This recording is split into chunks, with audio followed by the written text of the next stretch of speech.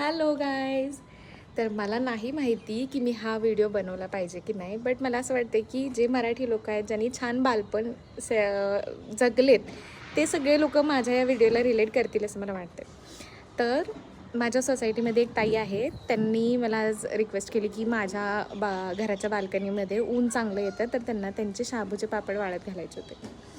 तर त्यांनी म्हणजे आमच्याही लहानपणी आम्ही मोठ्या सोसायटीत राहत होतो, तर ते लोक कॉलनीमध्ये कुणाचेही पापड वाळायचे घालायचे असतील तर आम्ही सगळे लहान मुली वगैरे जायचो कशासाठी की ते आम्हाला ते कच्चं पीठ खाता यावं, जे की अतिशय छान लागतं आणि ते उन्हाळ्यातच होतं खायला, म्हणून आम्ही जायचो.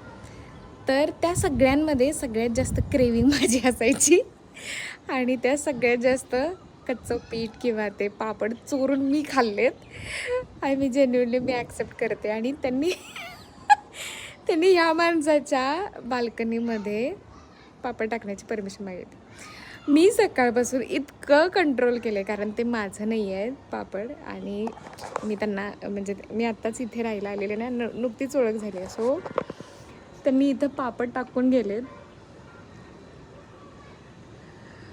मी इतकं कंट्रोल केलं आहे सकाळपासून, इतकं कंट्रोल केलं आहे. ओ, मला असं होतं आहे की ते उचलावेत आणि खावेत, पण मला नाही जमत आहे, कारण ते त्यांचे आहेत. मला त्यांना विचारायला पण जमत नाही आहे तर ते खाऊ की नको म्हणून.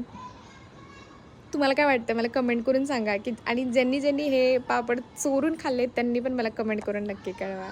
बाय. आणि माझ्या चॅनलला सबस्क्राईब करा. बाय.